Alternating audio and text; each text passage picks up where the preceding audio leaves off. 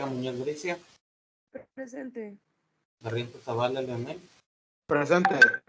Bojorquez Medeguari Karen Leticia, Presente. Chávez Sánchez Dariel Alejandro, Presente. Sierra Andrea Fernanda, Presente. Flores Estitia Carolina, Fuentes Castro David, Presente. García Cortés Pamela, Presente. Higuera Marroquín José Tadeo, Presente. Caravalle Carmen Yajaira, Presente. Juárez Arévalos María Fernanda, Presente. Lima Rodríguez Johan Alberto, Presente. López España Alexis, Presente, doctor. Luque Covarrubias Jesús Javier, Presente. Macías Pérez José Gerardo, Presente. Méndez Cepeda Luis Daniel, Presente. Moreno Morales Fernanda Aide, Presente. Moreno Valdés Cecilio, Presente. Díaz Tiznado Areli Noemí, Presente. Ordóñez Vázquez Oscar Daniel, Presente. Ortiz Álvarez Laura Leticia, Presente. Pérez Murillo Ángel Verne, Presente. Ruiz López Georgia Michelle, Presente. Tapia Fuentes Roberto, Presente. Tirado Mata Luis Gabriel, Presente. Torres Chávez Karim Axel, Cecilio Martínez Kixia Vanessa, Presente. Vega Quintana Rodolfo Manuel, Presente. Villa Palomares Miguel Emilio, Presente. me falta Torres Chávez, Presente aquí, doctor.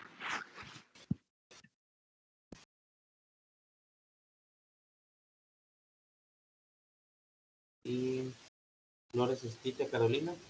Presente. Aquí estoy. Ok.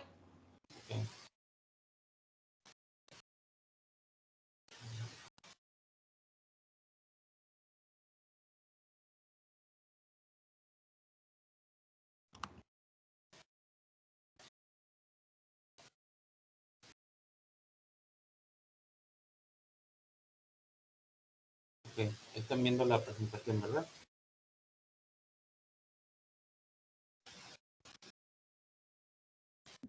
Sí, doctor. Ok, bueno.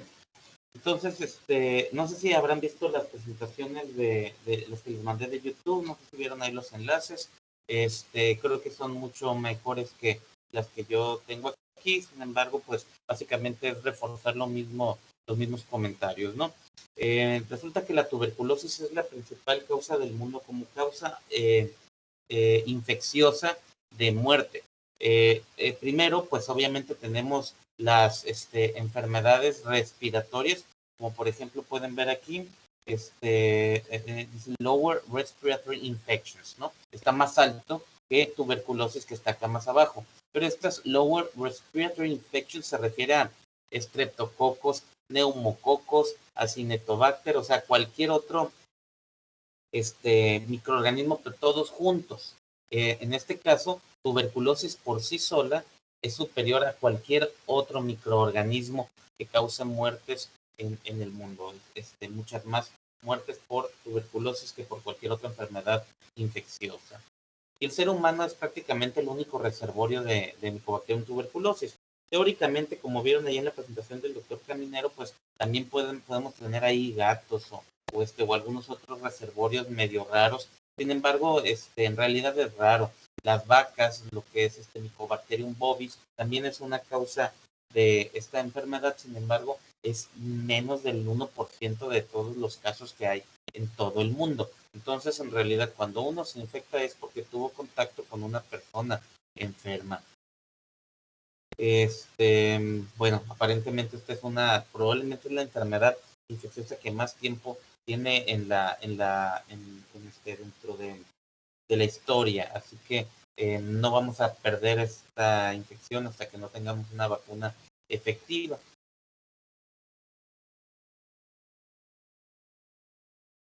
Esta es toda la taxonomía. Pues en realidad la enfermedad como tal puede ser causada por 7 especies diferentes que ya les habían platicado ayer en la presentación, ¿no? Pinnipedi, que Caprae, que Africanum, todas estas especies tienen unas características peculiares. Por ejemplo, aquí la principal y la más común en todo el mundo pues es M. tuberculosis. También existe bovis que afecta al ganado vacuno, a las vacas, caprae, el ganado caprino, microti, roedores, pinnipedi en algunas focas, ganeti en algunas partes específicas del África, como es acá en esta zona en el Cuerno del África, y africano principalmente está pues en todo ese continente y normalmente no sale de ahí. Entonces lo más importante pues es esta, ¿no? Mycobacterium tuberculosis. Un microorganismo aerobio principalmente, le gusta las altas concentraciones de oxígeno, por eso tenemos la mayoría de las enfermedades en las partes más apicales del pulmón, en las partes más superiores. Esto pues tiene que ver con el hecho de que hay más concentración de oxígeno en la parte más superior del pulmón y en las partes más basales hay más circulación sanguínea, un poquito menos de oxigenación. Entonces a la bacteria esta le gusta estar en las partes de arriba, así que normalmente cuando se trata de una reactivación de la enfermedad, pues ves los típicos infiltrados apicales con cavitación. No forma esporas, no se mueve, tiene una pared celular con una alta cantidad de unos lípidos, como que son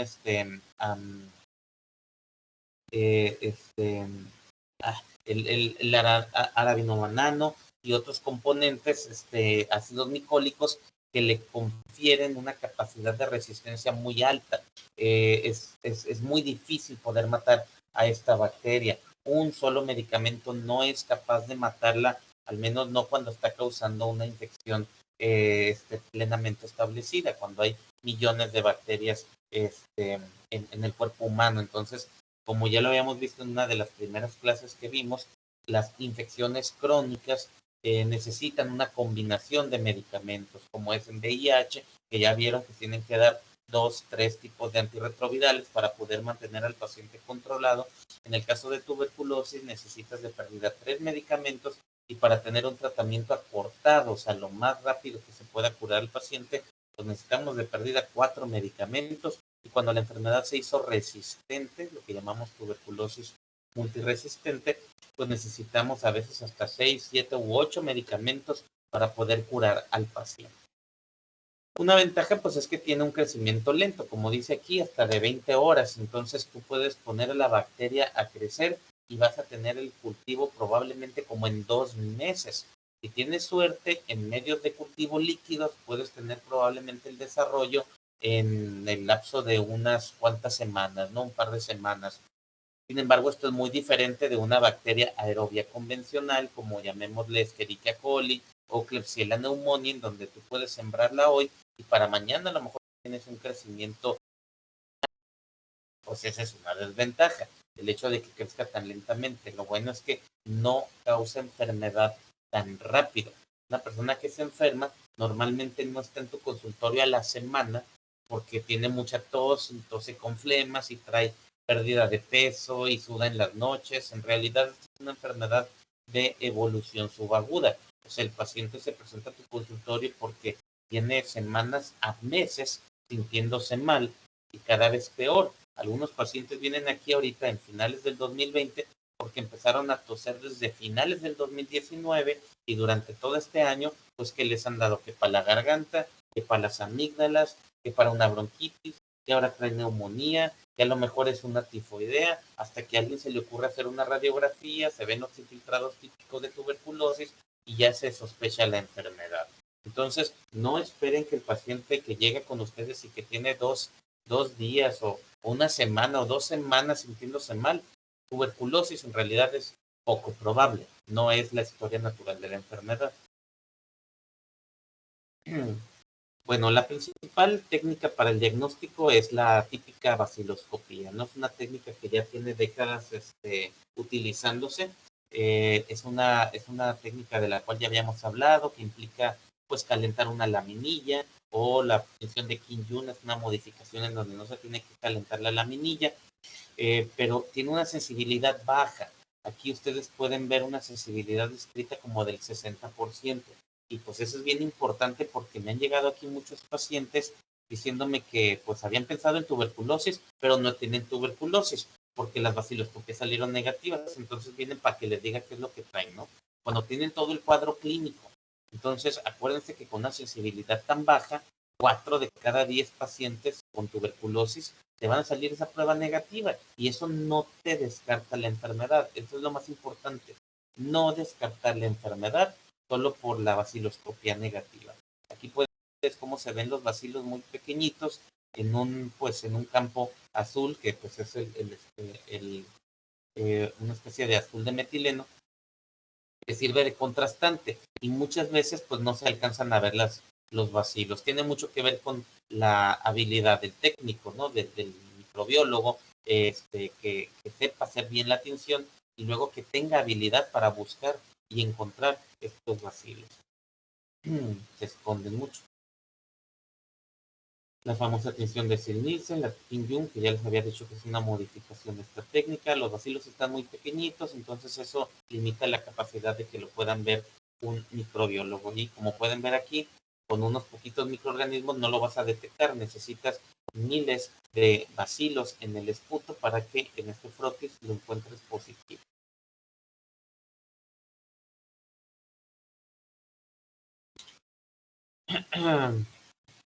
Pacientes que tienen VIH baja mucho la sensibilidad, entonces con más razón, si un paciente de VIH tiene sospechas de tuberculosis y le haces la baciloscopía, no esperes que un resultado negativo te diga mucha información.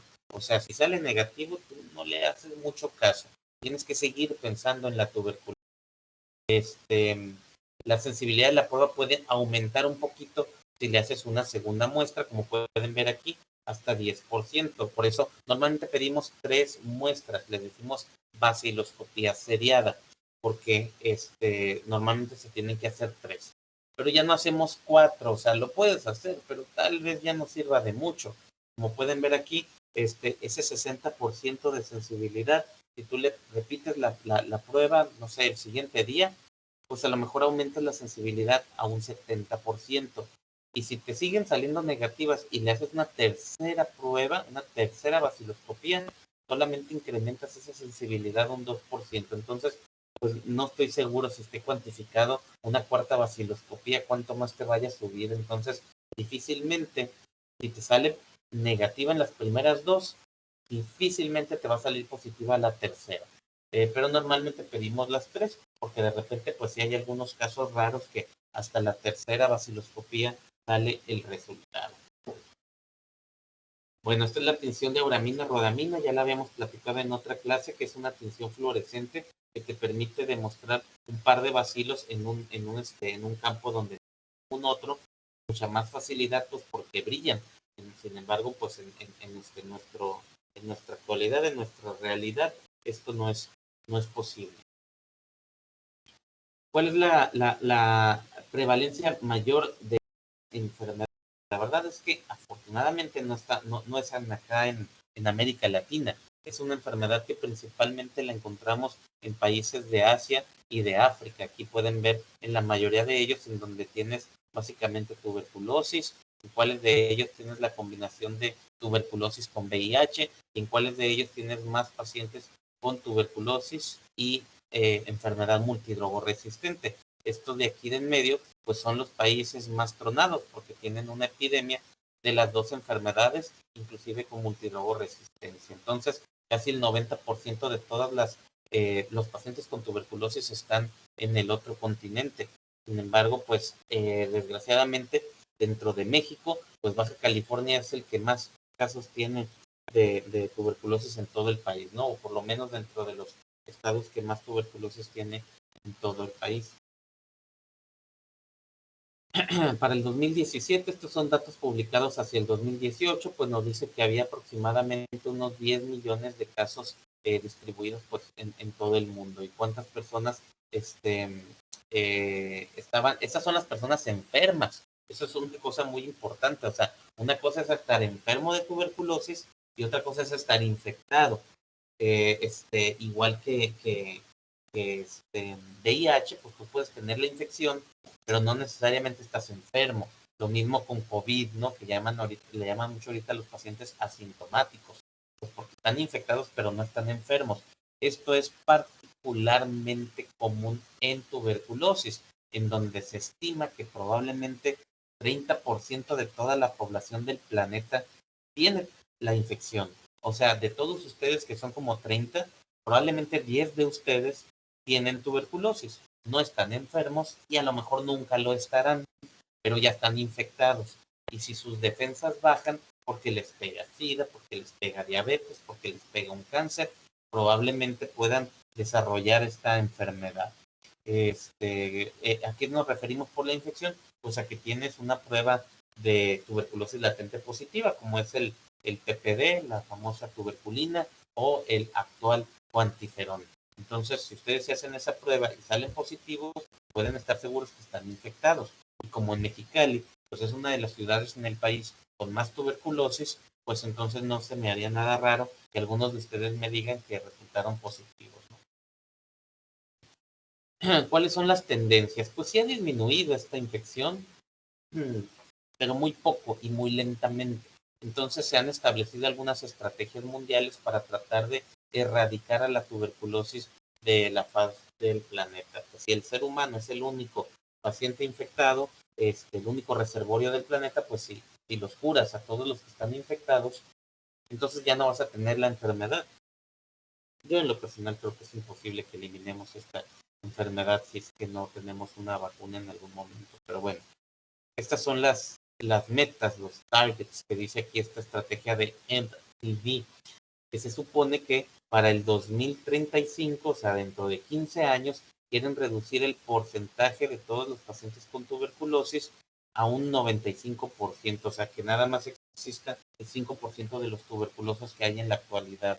De la misma manera, reducir las muertes en esta cantidad y los gastos catastróficos. Los gastos catastróficos se refieren a una familia en donde se muere el papá y es el único que trabaja, o no tienen para comprar los medicamentos y les destruye toda su economía tratando de conseguir las medicinas para que no se mueran los miembros de la familia. Entonces, esos gastos se quieren reducir al 100%.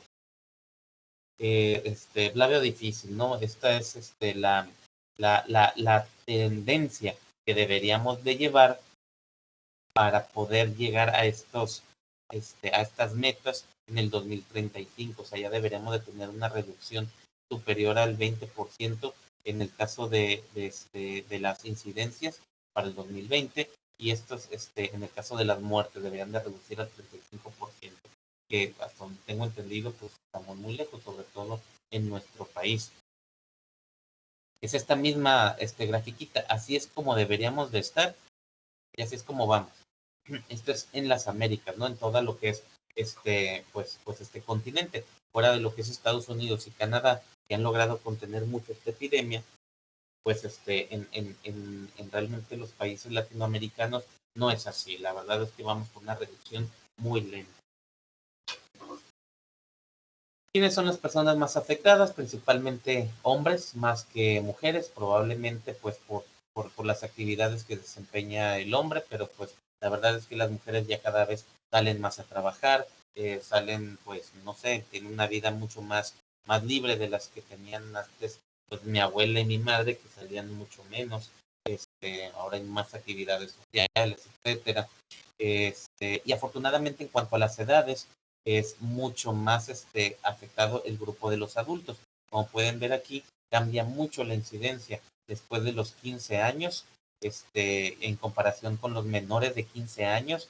Y esto es, pues también tiene relación con que los niños, pues no socializan tanto con tantos adultos, ¿no? Normalmente los adultos pues, están con otros adultos, trabajando, socializando, y normalmente los niños se enferman de los papás que llegan a estar enfermos, pero no se enferman en la escuela, o en las clases de karate, o en las reuniones de niños, ¿no? Entonces, qué bueno, porque los niños son población de riesgo. Si le pega esto, sobre todo a un niño menor de 6 años de edad, pues tiene más riesgo de que desarrolle una tuberculosis meningia y otras formas graves de la enfermedad. Por eso a los niños los vacunamos con la BCG. en Estados Unidos no vacunan a los niños con la BCG? Pues porque no es una vacuna muy segura en el sentido de que raras veces se puede reactivar la micobacteria que se utiliza para la vacuna, que es una cepa de Mycobacterium bovis, y puede causar un granuloma medio grande, y pues es una vacuna un poquito costosa, difícil de mantener. Entonces, como los gringos casi no tienen enfermedad, no les vale la pena vacunar a todos sus niños con la BCG. Pero aquí en México sí vale la pena, aquí sí la ponemos, no porque estemos mejor, sino porque estamos peor, porque tenemos mucha más tuberculosis y necesitamos esta mala vacuna. Y no nos sirve para prevenir tuberculosis pulmonar, sobre todo cuando ya eres un adulto, pero sí sirve para reducir los casos de formas graves como es la TB meninge. Entonces aquí el problema viene en las personas que viven en la frontera, que muchos de ellos les gusta ir a tener sus hijos en Estados Unidos para que el niño nazca con la nacionalidad allá, pero allá no te van a poner las vacunas que se ponen aquí. Entonces allá no les ponen la BCG, pero resulta que ese niño vive acá en Mexicali, en donde hay un montón de tuberculosis y puede tener un riesgo un poquito mayor que el riesgo que tienen otros niños que nacen acá en Mexicali. Bueno, ya habíamos platicado que la tuberculosis es la primera causa de muerte debido a un solo agente infeccioso. Esto era para el 2012 y para el 2020 seguimos igual. No hay ningún otro microorganismo que esté matando más gente que la tuberculosis. No estoy seguro si para el año que viene el virus SARS-CoV-2 pueda cambiar esto,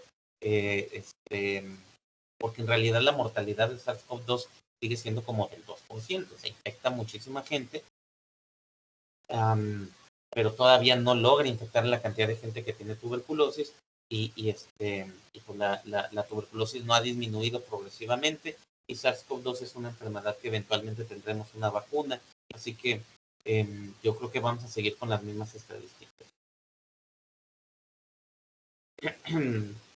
Esta es la mortalidad en relación a pacientes que tienen VIH, que no tienen VIH. Los pacientes que no tienen VIH, aquí ven en azul, la mortalidad en realidad ha disminuido progresivamente. Las personas con VIH, a partir de que tenemos tratamientos altamente efectivos, han disminuido bastante su mortalidad. Pero los pacientes que tienen tuberculosis y VIH, la disminución no ha sido tan marcada. Entonces, sigue siendo, como ya les había platicado en otras sesiones, la principal causa de muerte en pacientes con VIH, el tener tuberculosis, sobre todo tuberculosis pulmonar.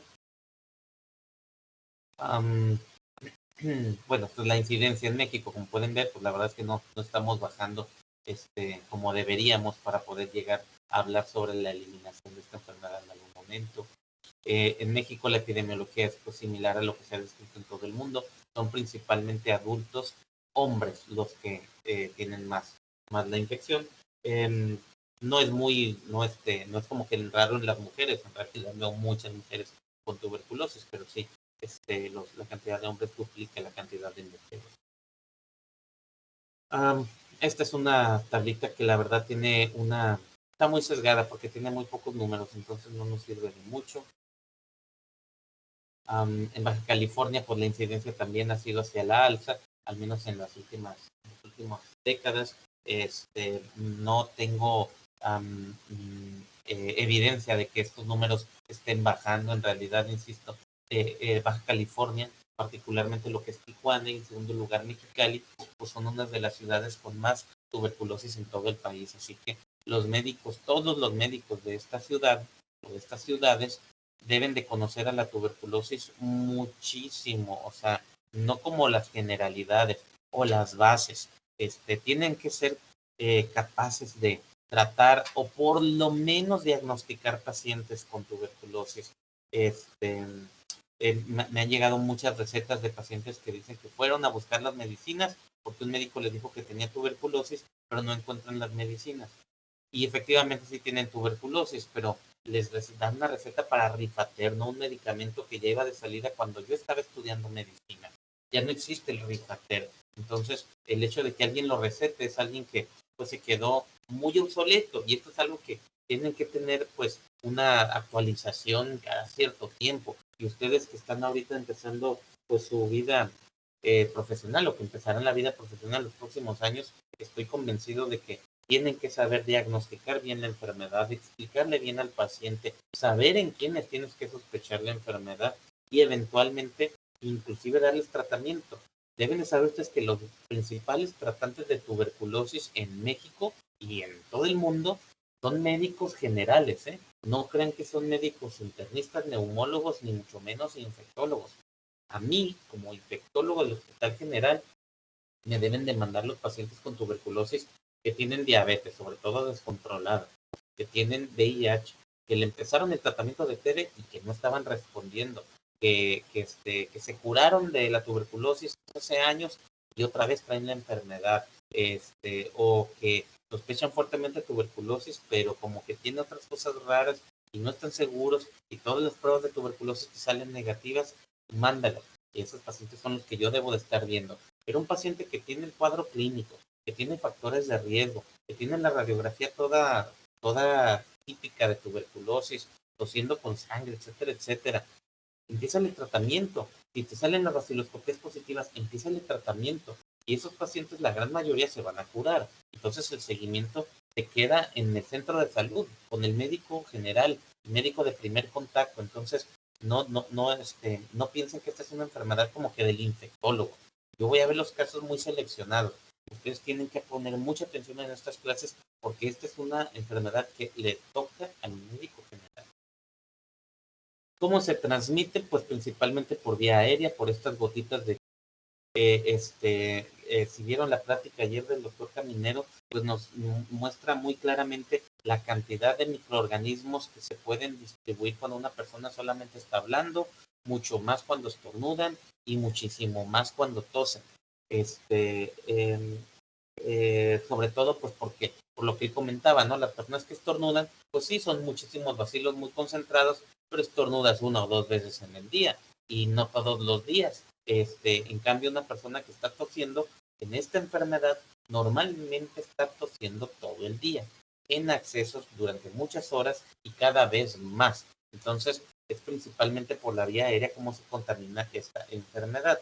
Es por eso el motivo que no ocupas tener ninguna bata para ver a un paciente que tiene tuberculosis, está en un cuarto aislado y luego quiere la gente entrar con gorro y guantes y bata y cubrebocas y pues no es una enfermedad que se transmite por contacto indirecto, que se transmita por fomites, se transmite básicamente por respirar aire en donde están flotando las gotitas estas de flush.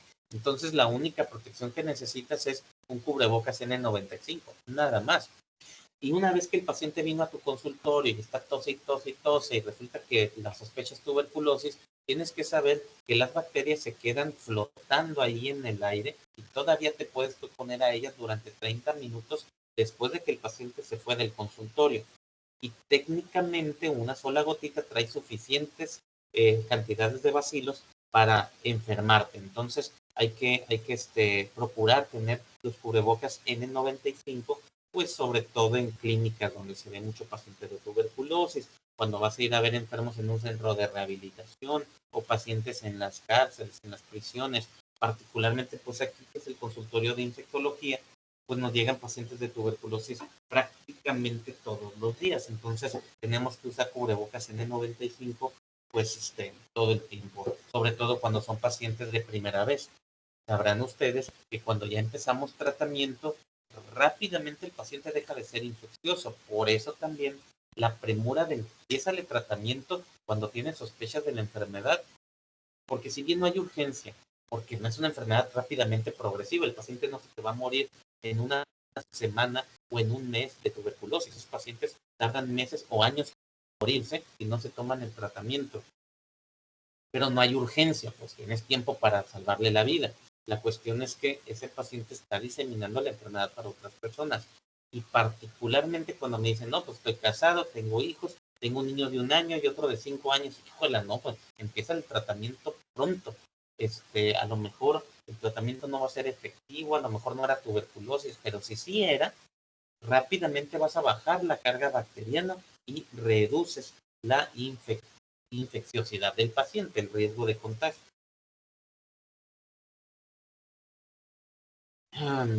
Bueno, entonces, pues como les comentaba, esta no es una bacteria que se transmita por contacto indirecto, o sea, que yo toqué una puerta que un paciente había tocado previamente y puedo de esa manera infectarme. Eso es imposible con tuberculosis. Ya sabemos que la luz ultravioleta mata esta enfermedad, sin embargo, pues también lo comentaban en la plática del curso internacional, que la verdad es que hay 3 tipos de rayos ultravioleta, A, B y C, y los que son más citotóxicos o genotóxicos, pues son los rayos UV tipo C. Estos son los que se pueden llegar a utilizar, por ejemplo, aquí en los hospitales. Este tipo de dispositivos de luz ultravioleta, pues son tóxicos. No puedes tú tener a un paciente ahí porque le vas a causar quemaduras y daño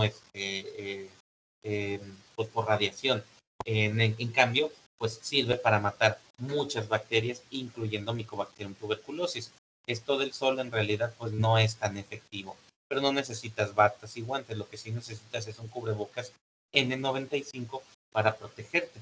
Así que a los miembros de la familia pues sí les puedes recomendar que utilicen el N95. Al paciente no, al paciente le pones un cubrebocas normal de estos convencionales. Y no necesitas lavar los trastes o todo con cloro, ¿no? No, insisto, esto no se contamina por la ropa de cama, los trastes. Antes se llegó a decir, yo recuerdo que a mí me llegaron a decir como estudiante de medicina que todo paciente de tuberculosis tiene que tener su propio plato y sus propios cubiertos, pero la verdad es que no se transmite de esa manera. Existen otras vías como la inoculación directa, pero es sumamente rarísima y esto principalmente pues es en personal de salud que puede tener contacto con productos biológicos, con cadáveres, con tejidos, con muestras de esputo y que pueda tener eso contacto con una herida en la piel. Eso pudiera causar una inoculación directa, sin embargo es algo rarísimo. Yo en lo personal nunca he visto un caso de estos. También la ingesta de productos lácteos, en el caso de las vacas infectadas por Mycobacterium bovis, pudiera causar una infección gastrointestinal, pero de nuevo, son casos raros, yo nunca los he visto, entonces no se preocupen mucho por estas vías de diseminación. ¿Cómo se desarrolla la enfermedad? ¿Cuál es la fisiopatología? Hay un montón de videos en YouTube que estoy seguro que si los buscan con animaciones y todo, les va a quedar mucho más claro que esto, ¿no? Pero bueno, básicamente el macrófago es el que va a, macrófago pulmonar va a ingerir a la bacteria, ¿no? Se la va a comer, la va a fagocitar y en su interior la va a tratar de destruir. Para ello, pues la va a colectar en unos lisosomas en donde se supone que van a hacer efecto muchos pues, mecanismos citopáticos que tienen la finalidad de destruir microorganismos y son muy efectivos con muchas bacterias, pero no con tuberculosis. Estos ácidos micólicos que recubren a la bacteria la protegen y la esconden y evitan que sea destruida. Entonces empiezan a generar unos granulomas que pues es básicamente como se acumulan nuevas células, nuevos macrófagos alrededor de una bacteria para tratar de destruirla, pero no la destruyen y en cierta manera hasta la llegan a proteger. Mientras estos macrófagos estén bien activos, pues digamos que la bacteria se puede quedar ahí en un granuloma microscópico sin darte ningún problema. Eso es lo que llamamos la tuberculosis latente. El paciente está infectado, tiene un granuloma ahí donde tiene bacterias latentes, dormidas, no se están replicando y no le están dando enfermedad al enfermo, al paciente, perdón. Sin embargo, en el lapso de los años, cuando el paciente pueda desarrollar una comorbilidad, una inmunodeficiencia, llámale diabetes o SIDA o quimioterapia, pues esa inmunidad que tiene al granuloma contenido, pues puede fracasar y la micobacteria se empieza a replicar y el paciente desarrolla una tuberculosis por reactivación.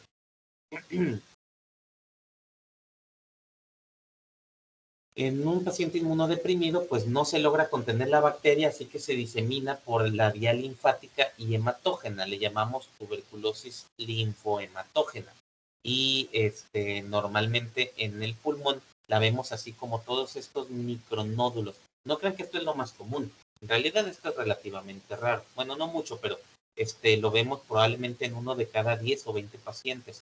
La gran mayoría tiene unos nódulos más grandes y tiene un infiltrado apical muy claro, con cavitaciones, y a veces tiene mucho pulmón respetado, sobre todo en las partes de abajo.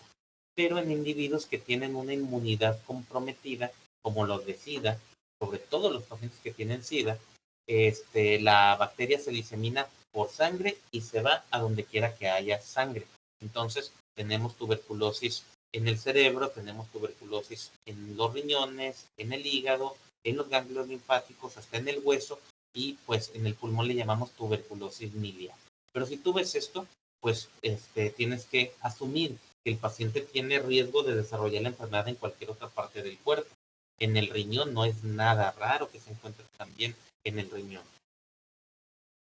Y esta es una tuberculosis por reactivación, como les digo, se va principalmente a los ápices del pulmón, como pueden ver aquí, todo el lóbulo superior derecho está comprometido y tiene una evidente cavitación. Y también tienes acá enfermedad que se está diseminando en el ápice contralateral. Parecería ser que las bases están un poco más respetadas, porque hay menos bacterias en esas partes. Básicamente, pues porque hay menor concentración de oxígeno.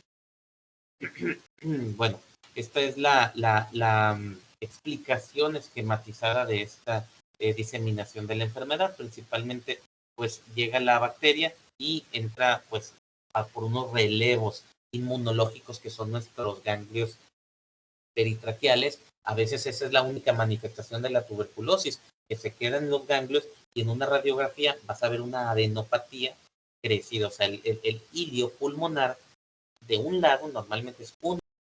Vas a encontrar un crecimiento, una radioopacidad que es compatible con un ganglio, como este que ven aquí, que dice ahí una cicatriz. Y luego si tú encuentras un nodulito que está en el pulmón más acá hacia las periferias, pues entonces lo que concluyes es que tienes un complejo primario de Ranke, en donde radiográficamente pues vas a ver un nodulito calcificado acá, que es un granuloma calcificado, y vas a tener esta adenopatía iliaca. Y aquí esto pues puede quedarse como una lesión latente o puede evolucionar hacia una curación espontánea. O sea, muchos pacientes se curan espontáneamente, pero hay algunos que desarrollan una enfermedad latente en donde se queda dormida, escondida, y luego puedes tener una reactivación por esta inmunodeficiencia que puedas desarrollar en tu vida, y progresas a una tuberculosis secundaria, una tuberculosis por reactivación, y normalmente se manifiesta en los ápices pulmonares con grandes cavernas que van a permitir que la bacteria se disemine más rápidamente. O sea, las cavitaciones le sirven mucho a la micobacteria para seguirse desarrollando.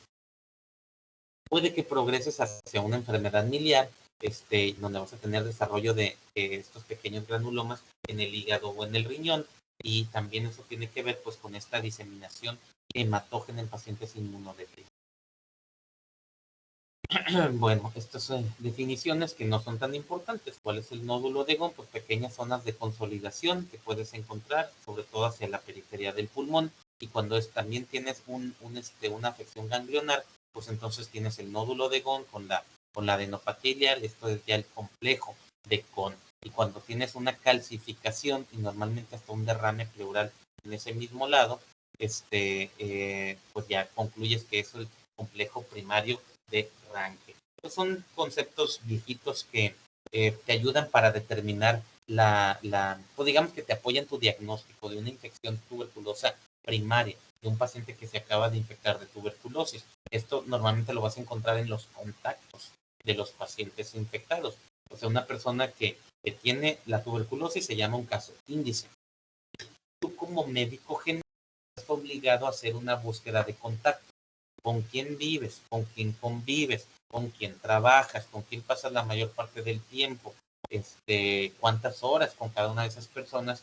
Y luego a esas personas, sobre todo a los más cercanos, tienes que traerlos a consulta, tienes que estudiarlos, interrogarlos, a ver si no tienen síntomas, idealmente hacerles una radiografía de tórax, y en ellos no vas a encontrar la enfermedad francamente establecida, pero a lo mejor encuentras un nódulo parailiar, que sería un nódulo de Gone, o a lo mejor encuentras encuentras un nódulo no pariliar, sino un nódulo periférico o parenquimatoso, o a lo mejor encuentras ya el complejo de Ghon o el complejo primario de Ranke, que es el nódulo pulmonar con un nódulo pariliar y probablemente un derrame pleural, que te habla sobre una persona que se acaba de infectar de tuberculosis hace poco tiempo.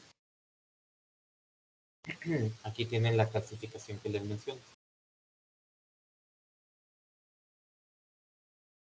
Bueno. Medidas de aislamiento en el hospital. Bueno, hay una clase especial que doy sobre las medidas de aislamiento, que pues igual y los que vengan al internado en el hospital general veremos esa clase.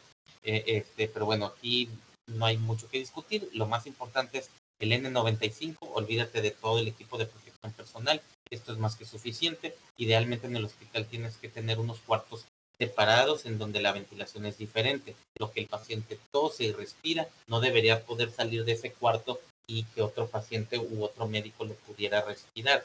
Debería tener una presión negativa en donde todo el aire se succiona y se elimina hacia la atmósfera pasando por unos filtros especiales. En las casas y pues también en los hospitales hay que procurar que las habitaciones estén bien iluminadas y bien ventiladas, que tengan pues una ventana de donde pueda salir la micobacteria y que no salga la respiración del paciente hacia el resto de la casa, sino pues hacia el exterior.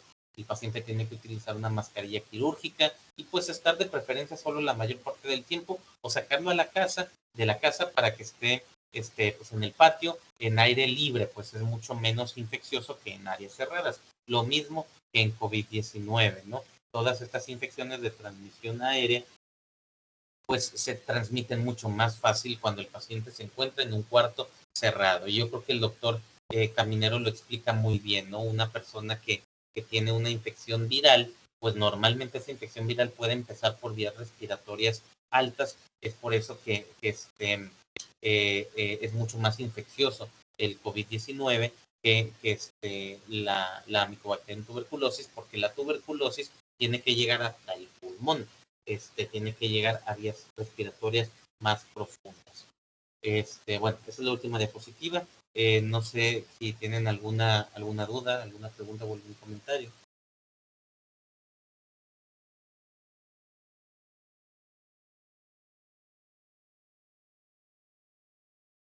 ¿No? Doctor. Yo no. Bueno, ok, entonces mañana vamos a ver lo de tuberculosis. La segunda plática que les pasé, el segundo enlace que les pasé es del doctor Rafael Amiado. Él es un tuberculólogo conocido internacionalmente. Él es de Tijuana, él trabaja en Tijuana y él es nuestro, pues digamos que nuestro tuberculólogo de mayor experiencia en todo el estado. La plática que dio también pues es excelente, no sé si ya la hayan podido escuchar, si no, pues aprovechen para escucharla el día de hoy, porque mañana pues vamos a platicar de eso mismo. Entonces, no sé si por lo que hayan escuchado ustedes o lo que les diga yo, hayan tenido alguna duda o alguna incertidumbre aún. Entonces, pues mañana seguimos con este mismo tema, ¿de acuerdo? Sí, está bien, Doc. Ok, hasta luego. Gracias. Gracias.